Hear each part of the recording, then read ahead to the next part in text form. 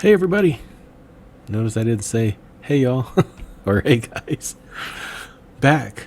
Retire with less. The namesake of this channel, right?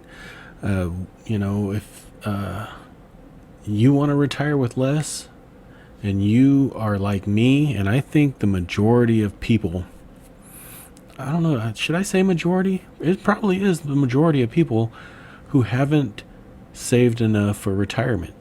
That's me, for sure. And I want to retire early, and it didn't dawn on me that retiring early requires money. And, if you're not a high wage earner, it's not impossible, but it may take some creativeness, right? It may take a part-time job. Retiring doesn't probably mean, it could mean different things to different people, right? I'd have a part-time job in retirement. I'd be trading options. I'd be recording YouTube videos, right? So it's just not, it's not tied to, a 9 to 5 or a schedule type of thing for the most part. I mean, options are tied to a schedule. YouTube, I kind of stick to a schedule. So what I just said just kind of just blew all that out of the water. But anyway, I think you guys get what I'm saying. The Retire with Less series is really an exercise for me, right? And I'm sharing it with you guys. And it's an exercise for me because, going through this investment journey, I figured out, I'm obviously not going to retire with millions of dollars like the experts say that you need. I won't even get close to $1 million, right? So in order to retire early, we need to think of ways to make things cheaper, and make our money make money, and possibly side hustles and make a little bit of money here and there on the side. And you can do that and still live a quote unquote retired life, right?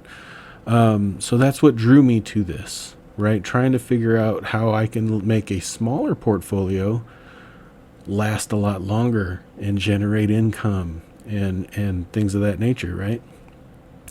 So that's where I had a goal of $250,000.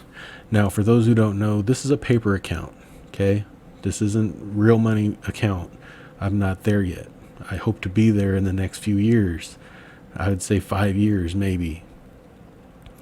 And so what I did was I put this portfolio together to try and figure out how, with using income funds, using a combination of income funds and using cash secured puts, covered calls, etc., how you can generate a pretty significant amount of money, right, every month to live on in retirement. And I'm actually quite surprised at the ease of the way this has worked. Now, obviously, we've been in a bull market for seems like forever, and things may not work exactly the same way. And that's why I'm doing this test, right? I've been doing this over a year now.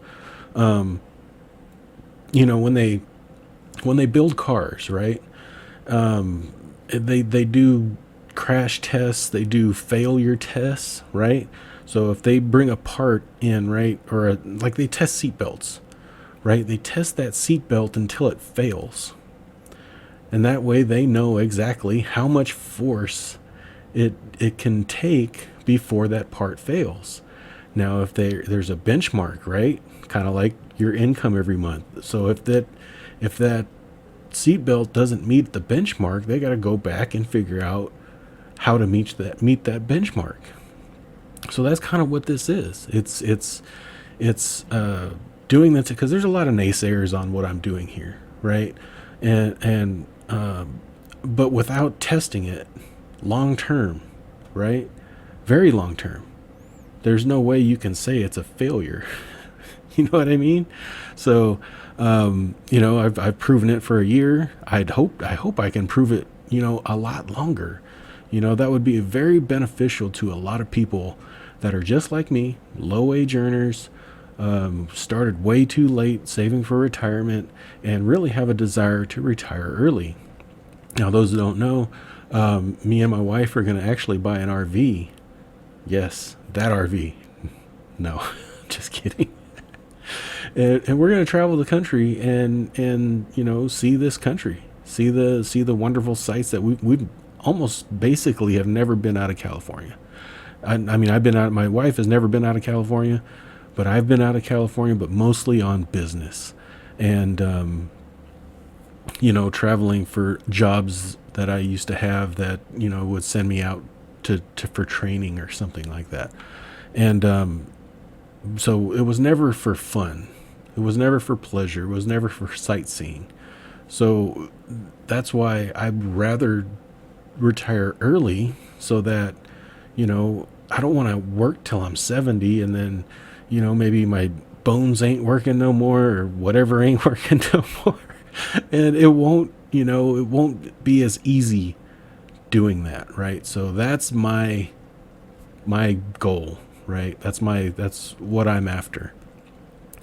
So what I did was I put together this $250,000 portfolio, and we're doing what has evolved into now, selling cash secured puts on QQQ, and I basically wheeling them.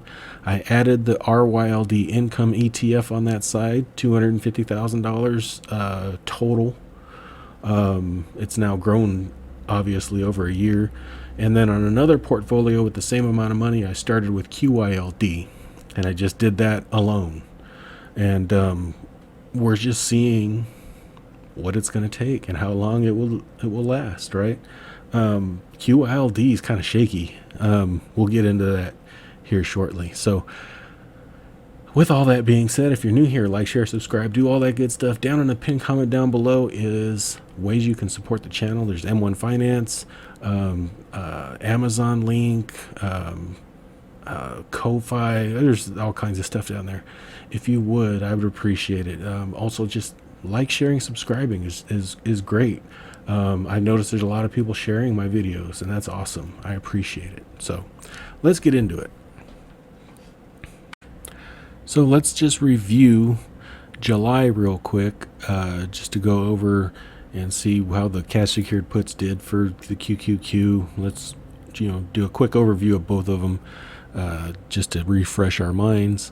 And on August 20th, QQQ, these 5 put contracts that I sold at the $337 strike price for $435 each, expired worthless because QQQ closed above $337 on Friday. And so that $2,175 we collected in premium, we kept. Okay. And that was also the $492 we received from RYLD. We got a total of $2,667 for the month of July on the QQQ RYLD side, and met our $2,600 month income need. Now, I added RYLD last month. If you want to learn more of why I did that, check out last month's video, because I kind of go over that. I was getting a little flack for that. I'm recording this in 2 parts, by the way, so hopefully I'm not repeating what I said in the first part. Somehow I messed up and I didn't switch over to my second scene, so I was getting a little flack on why I put in RYLD and it's not fair and all that. But you know what? I'm doing this for me. I'm being a little selfish here, right? I'm trying to figure out what's going to work for me in retirement. And so that's why I'm doing these tests, like I talked about with the seatbelt thing, right? And for now, this is comfortable for me, right? This QQQ RYLD, I'm digging it. I really am. So those puts expired worthless, so that $168,500 went back into the cash bucket. And QYLD last month got us 22.3 cents in a dividend and gave us $27.42.90 in income. That exceeded our $2,600 in income needs, and we bought 7 shares with the excess money. Okay, so how did August do? August, it's a little bit it's kind of sucky. Okay, how about that? Is that a proper term? It's kind of sucky, but it's okay. It's okay in the end, right? It didn't break. It didn't fail. Um, Cash secured puts work best when you put them on a down day. Okay, so we had a huge spike, not a huge, but we had a spike in the market on Monday. And when you have a spike in the market like that, cash secured put premiums go a lot lower. Okay, that's just the nature of the beast. And so what I did, instead of becoming more dangerous, that's kind of why I put the RYLD in there too, is to give us a little bit of a floor, or a little bit of a cushion, you can say. I don't know, a hedge, I guess.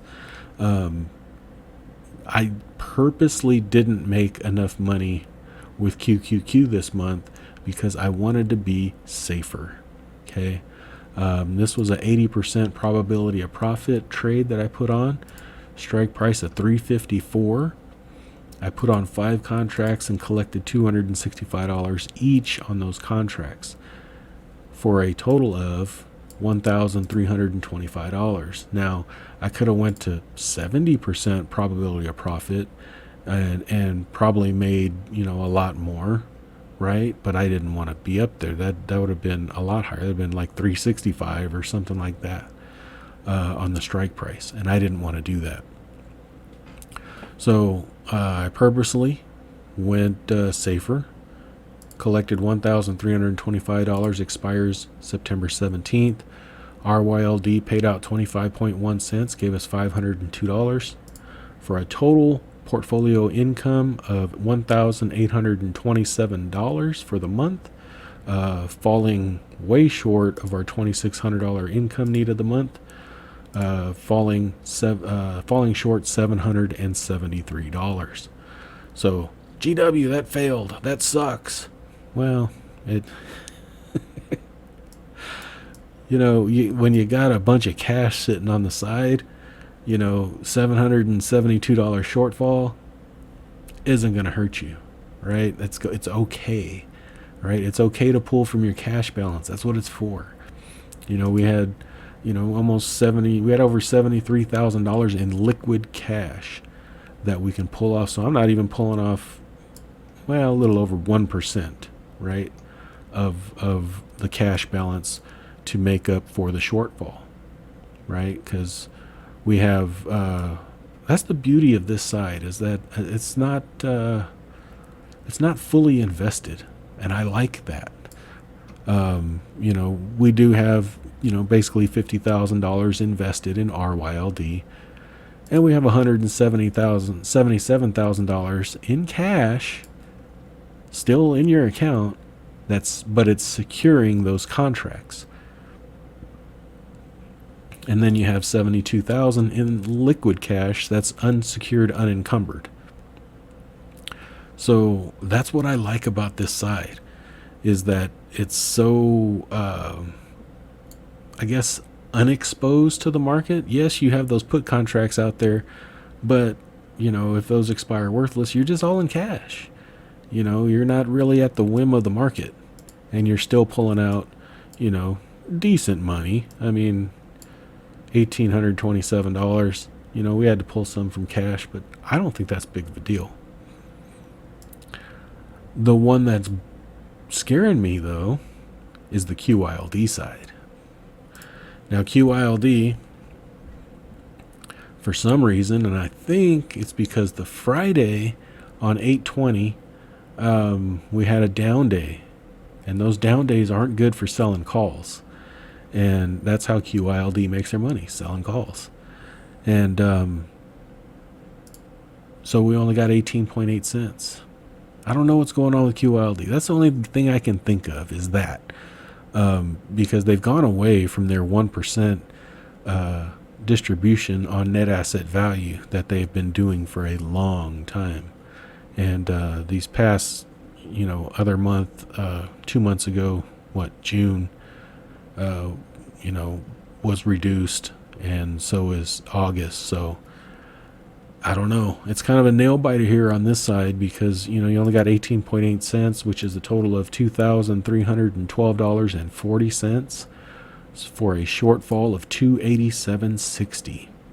So we had to pull that from our meager cash balance on the QYLD side to make our income need of the month of 2,600. Now I chose 2,600. Why? Because I started with $250,000 and I wanted to be able to pull 1% a month.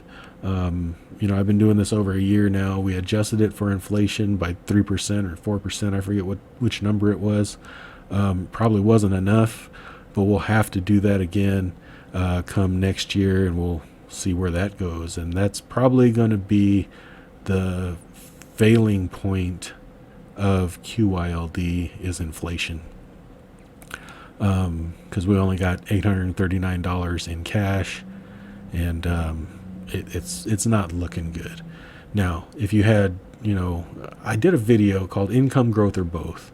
It was QQQ versus QYLD. I'll link it up top and down below. It's a good one to watch to show how to essentially make QYLD work. And the way you want to make it work is, instead of $250,000 like I did here, maybe $350,000. That way you overshoot your income need, and then you reinvest the rest back into QYLD. And that has a couple of benefits. One, your cost basis never goes to zero. I'm not going to get into that, but basically QYLD pays a return of capital distribution, so that goes against your cost basis.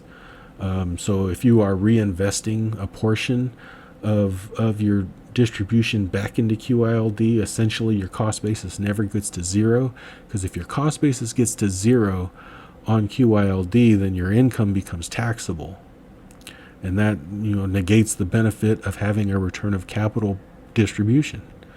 So you always want to have something going back into QYLD, and also it will increase your income every month because you'll be buying more shares every month. And that's the way to win with QYLD. Am I saying that it's better than, buying a growth fund? No, absolutely not. And that video will show it as well. But QYLD has its place. All these income funds have their place. But that's a good video for you to watch next. And I'll link that up at top and down below. So they both this month, they both kind of failed. But we still pulled our income, we still paid our bills, right? We're still, we're not eating just beans and rice and top ramen, so hey, life is good, right? Life is good. And another thing I get is, that's only $2,600 a month. Yeah, that's $30,000 a year. The median income is $60,000. So that means half of the country is living on less than that. So if you're getting $30,000 a year off your portfolio, you got a little side hustle pulling in $1,000 a month or something like that, $500 a month, you're probably doing just fine. Especially if when you were working, you were only making $30,000-$40,000 a year. That's not a big deal. That's what people fail to realize, because I think we get into our bubbles, right? There's people that live in high expense areas and their expenses are through the roof, and they don't consider that there's a lot of more people that aren't like them, that live beneath their means, live affordably, live frugally, and they make a lot less than them, and they know how to live like that. And that's okay. It's okay to live like that, right? I'm overweight. I don't miss a meal. And I don't make as much money as most people, right? I'm essentially a low-income earner if you consider the median.